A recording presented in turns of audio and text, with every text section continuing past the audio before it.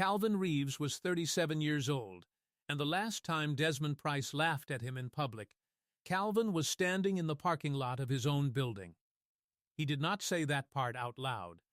He stood there in his work jacket, the kind with a contractor's logo on the chest that Desmond had pointed at when he laughed, and nodded once and walked back to his truck. He heard whatever Desmond said to the two men beside him from the cab. He started the engine. He pulled out of the lot of the Price Group's leased headquarters on Tryon Street in Charlotte and drove to the other office, the one no one at the Price Group knew existed, and he sat in his chair and looked at the lease agreement for 44 West Tryon that bore his holding company's name at the top and Desmond Price's signature at the bottom. He had been watching Desmond for 4 months, not because of the laughter, because 6 months before that, Calvin's wife Simone had started wearing a perfume he had never seen on her dresser. Because 2 months before the parking lot, her best friend Tanya had gone quiet in the way that old friends only go quiet when they know something they cannot unsay. What Desmond Price did not know, what no one at the Price Group had ever thought to verify, was who actually owned the building they worked in every day, who owned the logistics firm that handled 60% of their distribution, and what would happen to all of it the moment the man in the work jacket decided he was done being patient. His grandfather would have understood exactly why it had taken this long. What happened next would cost Desmond Price everything he had spent 12 years calling his. Before we jump into the story, comment where in the world you are watching from and subscribe, because tomorrow's story is one you need to hear. The morning Calvin Reeves allowed himself to know what he already knew began in the workshop behind his house in Belmont, 23 miles west of Charlotte, where he had spent the previous Saturday installing the final shelving unit in a room his grandfather had built by hand in 1971. The workshop was a single-room structure with a poured concrete floor, a standing seam metal roof his grandfather had hammered up himself, and walls hung with tools so well organized that Calvin could locate any of them in the dark. He had grown up in this room. He had learned what work actually was in this room, not the appearance of it, not the performance of it, but the weight and sequence and honest accumulation of it. His grandfather, Earl Reeves, had run a small freight brokerage out of Belmont for 31 years before retiring at 72. He had worn the same kind of jacket all his life. He had driven trucks he maintained himself and owned land nobody knew he owned, because it had never occurred to him that owning land was something you announced. He had died 6 years ago, and the afternoon after the funeral Calvin had sat in this workshop with a cup of coffee going cold in his hands, and felt, more clearly than he had felt anything in years, exactly what he was supposed to do. He had already started by then. He just understood, that afternoon, the full shape of where it was going. Earl used to say, a man who talks about what he's building isn't building, he's performing. Calvin had heard that 40 or 50 times before he understood it. He understood it now in every decision he made. He was in the workshop at 6 that morning, checking the wall anchor depth on the new shelving, when Simone came to the workshop door in her robe and said she was going to her sister's for the afternoon and would be back by dinner. She said it from the doorway, not coming in. He had not come into the workshop in 3 months. He noticed the pause before she said her sister's name, a half-beat, the kind of adjustment a person makes when they are substituting one word for another. He noted it the way he noted everything, without comment, and without forgetting. He had married Simone 9 years ago in the backyard of his aunt's house in Gastonia. She had been a medical supply account manager then, smart and self-contained, the kind of woman who laughed at the same things he did and asked for details when other people accepted summaries. He had loved that about her first, the way she wanted to understand the actual mechanics of a thing, not just the result. For 6 years that quality had been directed at him. Then, at some point, it had turned elsewhere, and he had watched it go and not said anything. The way his grandfather would not have said anything, a man watched, and then a man decided, and only after deciding did a man speak. He set the level against the final shelf. It was true. He put the level back in its place on the wall hook. He went inside and poured more coffee and sat at the kitchen table with his phone. And there was a message from his operations director at Ridgeline Logistics, waiting from 7 the night before, and he read it twice, and his face remained perfectly calm. Calvin had not gone looking for Desmond Price. He had gone looking for a document. 4 months ago, his operations director, a precise woman named Sandra Hooks, who had worked for Calvin for 5 years and who could identify a billing irregularity the way other people identified familiar faces, had flagged a pattern in Ridgeline's receivables. One of their mid-sized distribution clients, the Price Group, had begun routing invoice payments through a new subsidiary LLC, 90 days earlier than its contract terms required prepayment. The amounts were identical to their standard contract values. The timing was not. Sandra had pulled the LC registration and noted that the registered agent was a man named Gregory Ashford, an attorney based in Ballantyne who specialized in asset repositioning. Calvin had looked at that name and felt nothing outwardly. He had opened a new folder on his desktop and named it simply Price. He had begun to read. His hands did not shake.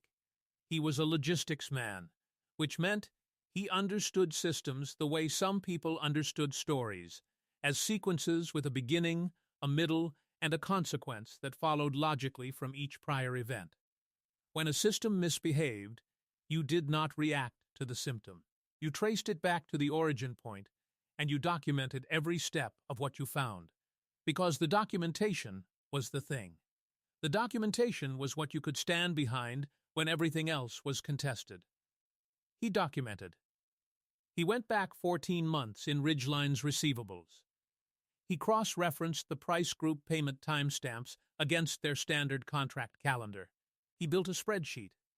He labeled the columns, invoice date, payment date, routing entity, days delta.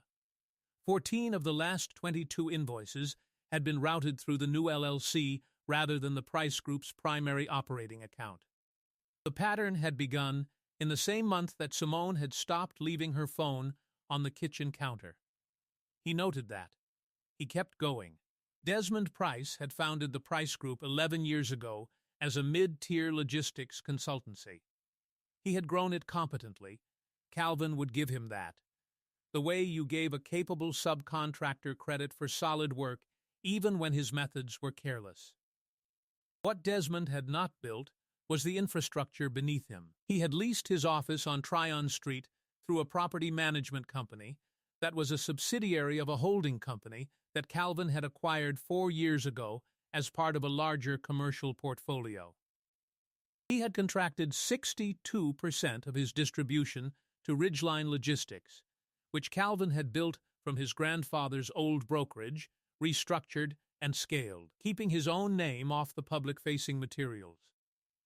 He had, 3 years ago, taken a line of credit from a private lending entity whose beneficial owner, 2 layers deep in the corporate structure, was Calvin Reeves.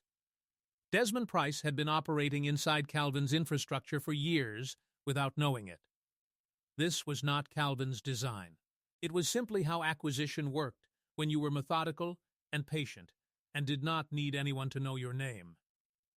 What Sandra had now found was that Desmond, working with Gregory Ashford, had been pre-positioning the Price Group's assets in advance of a planned legal action. The LLC payments were not early settlements. They were transfers, structured to move liquid assets out of the Price Group's operating accounts before a divorce proceeding could freeze them. Calvin pulled the Mecklenburg County Domestic Court Filing Index. He found it in 11 minutes. Price v. Reeves, filed 8 days ago. Simone's name, his name. The listed petitioner's attorney was Gregory Ashford. He sat with that for a long moment. A man who understood systems understood what he was looking at.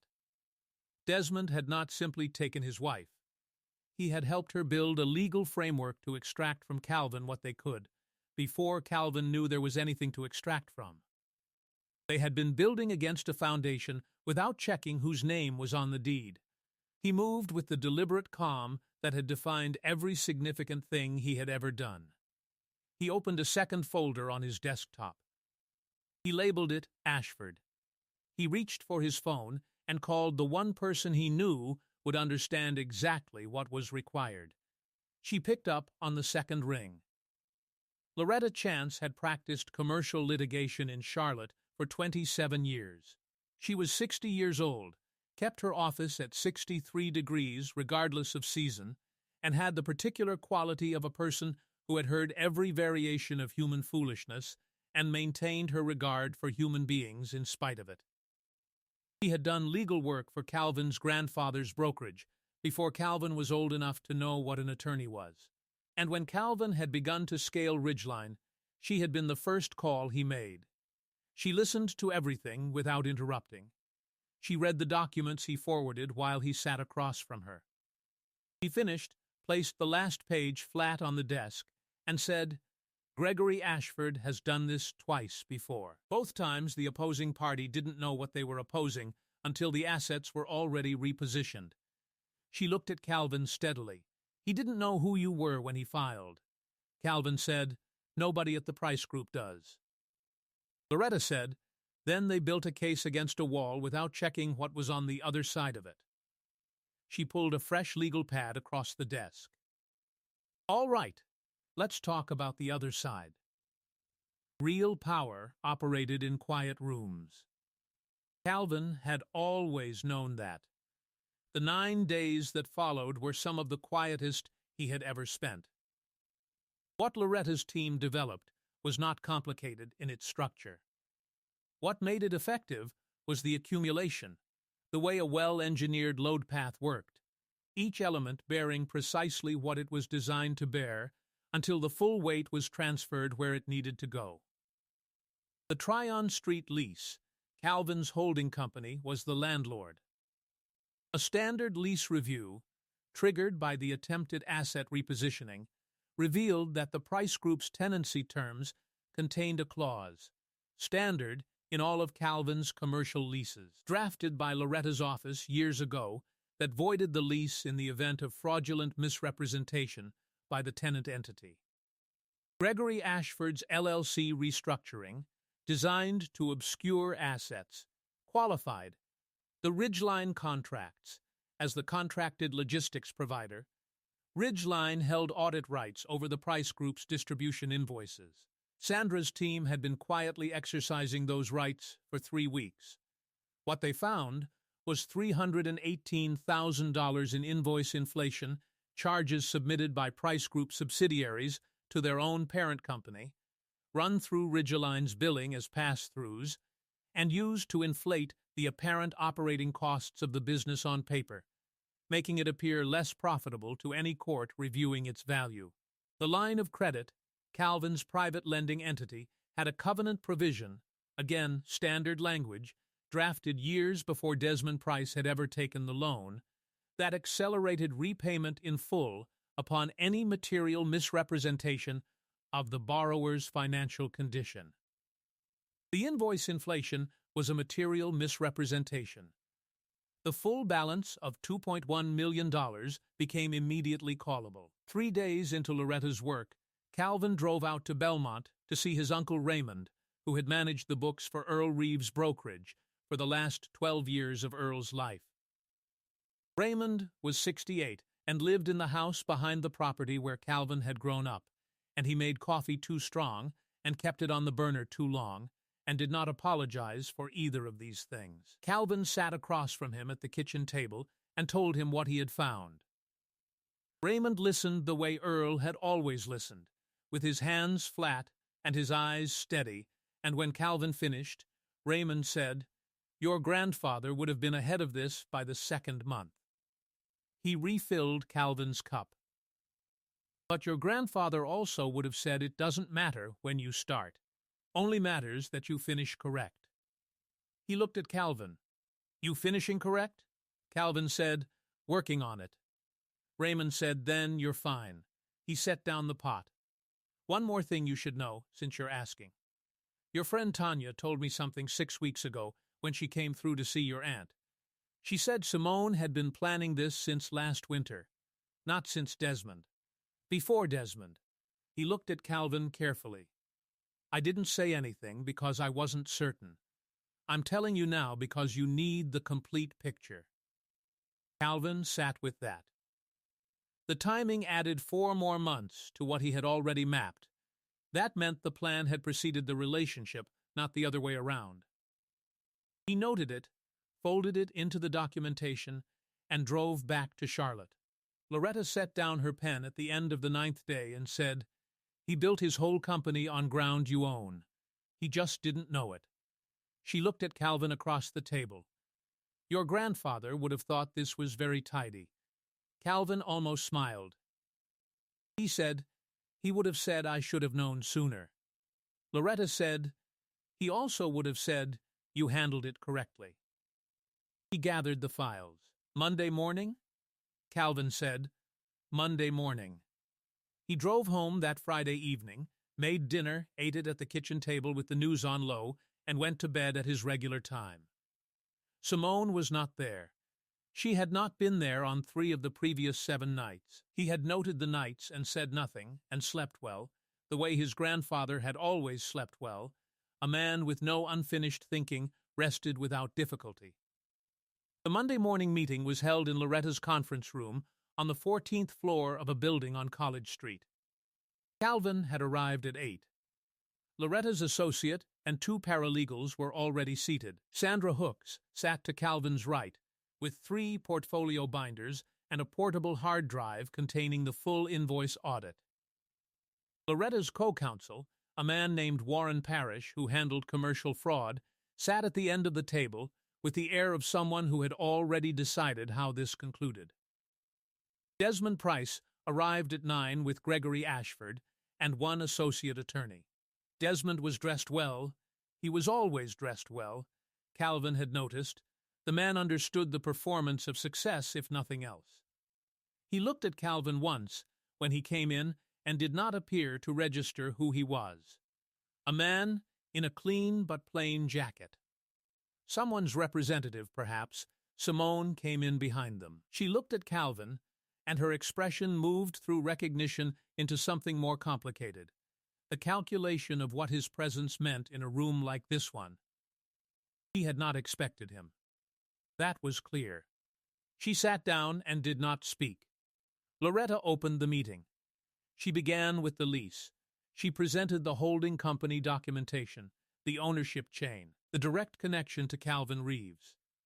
She laid the lease termination notice on the table, 30 days, as required by the fraudulent misrepresentation clause, effective that morning. Desmond looked at Ashford. Ashford looked at the document. Something shifted in Ashford's expression that was not quite professionalism. Then Loretta presented the Ridgeline relationship, the ownership structure, the audit findings, the $318,000 in invoice inflation, with Sandra's documentation organized by date, vendor, and submission code. Warren Parrish walked through the commercial fraud implications with the efficiency of a man who had done this many times. Then the loan covenant, the $2.1 million accelerated repayment notice formally issued that morning by the lending entity's trustee. Desmond said, for the first time, "What is this?" It was not quite a question. Calvin said quietly, "This is the building you've been working in. This is the logistics company you've been contracting. This is the lender you've been borrowing from." He set his hands flat on the table. "You built your company inside my infrastructure, Desmond. You just didn't know it was mine." Desmond looked at him with the expression of a man who has located a detail he had dismissed as irrelevant and is now understanding its weight. He said, "You're the—" He stopped. Ashford touched his arm. Ashford was already in a different calculation, the one that involved his own license and his own exposure. Simone looked at Calvin from across the table. He met her eyes. He did not feel what he might have expected to feel. He felt clear. He felt the way he felt at the end of a job when every measurement had been taken, and every material had been placed, and the structure was sound, and you could step back and see that it was exactly what you had designed it to be. She said, "Calvin." He said, "The domestic proceeding will continue through the court. Loretta's office will handle our response. Everything that was built on real ground, the house, the workshop, the accounts that were mine before we married, is documented and protected." He gathered his jacket from the back of the chair. "Everything Desmond has built on my infrastructure will need to be renegotiated from scratch. Loretta will be in contact with your attorneys about the terms." Desmond said, "You can't just. The company is worth." Warren Parrish said, without looking up from his files, "Based on adjusted asset valuation, removing the facilities under lease termination notice and the Ridgeline contracts under audit hold, and accounting for the callable loan, the Price Group's current solvent value is approximately $2.3 million. We can provide the full valuation report by end of week." The room was quiet. Desmond Price sat in a chair in a building he no longer had the right to occupy and looked at the papers that mapped, precisely and completely, the shape of what he had not known. The laugh from the parking lot was not present in the room. Calvin noticed its absence the way you notice when a structural defect has been correctly repaired, not with satisfaction exactly, with finality. He stood. He picked up his jacket. He thanked Loretta. He nodded once to Sandra. He walked out into the Monday morning on College Street, turned toward the parking garage, and did not look back at the 14th floor. Some men build to be seen. Some men build because the work is the work, and the ground is the ground, and everything that stands, stands because the foundation was laid correctly, in the right order, before anyone thought to look. 16 months had passed since the Monday meeting on College Street, when Calvin finished the second phase of the workshop expansion. A covered bay off the back of the original structure, with a full-size workbench running the length of the south wall, deep enough for the kind of project that needed room to breathe. He had built it in stages, the way his grandfather had built everything, one correct section at a time. No phase beginning before the previous one was solid. Ridgeline Logistics had absorbed the Price Group's distribution contracts into its own portfolio at renegotiated rates, when the Price Group's operations had wound down 9 months earlier. The company had dissolved formally in the spring. Gregory Ashford had surrendered his law license to the state bar in February, the result of a separate ethics proceeding that Warren Parrish had referred quietly and correctly. Desmond Price had relocated to Raleigh, where he was working in a mid-management capacity for a national freight company. Calvin knew this through Sandra, who had been told by someone she knew from the industry. He had registered it and moved on in the same moment. Simone had settled the domestic matter through their attorneys in the fall. The house in Belmont, his grandfather's land, his grandfather's workshop. The oak tree Earl had planted in 1978, that was now taller than the roofline, had never been in question. The settlement was clean. Their attorneys had been professional. He had not spoken to her since the Monday meeting, and he did not expect to. He had met a woman named Andrea at a freight industry conference in Richmond 8 months ago. She was a civil engineer who had recently started her own infrastructure consulting practice, and she had asked him, over coffee on the conference's second morning, how he thought about the relationship between physical structure and business structure. He had talked for 20 minutes before he realized he had been the one talking. She had not seemed to mind. She had asked the right follow-up questions. He had thought of his grandfather's test. Watch what a person does when you stop performing. Watch what they do when they think you're just talking. Andrea had leaned forward when he stopped performing. He had noticed. She was in the workshop now, sketching something in her notebook at the long bench, shoes off, feet tucked under her on the stool. She had her own work. She was not asking for his attention. He found that the most restful quality a person could have.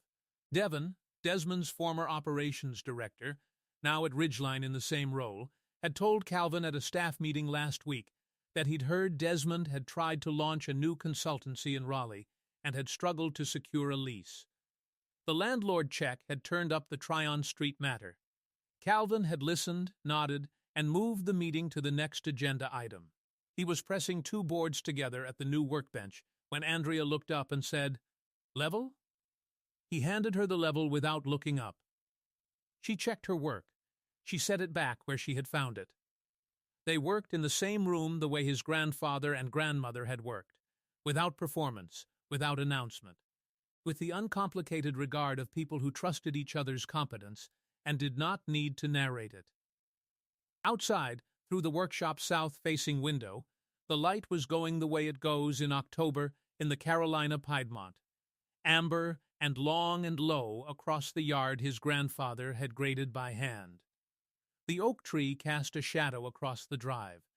Everything worth keeping was still here.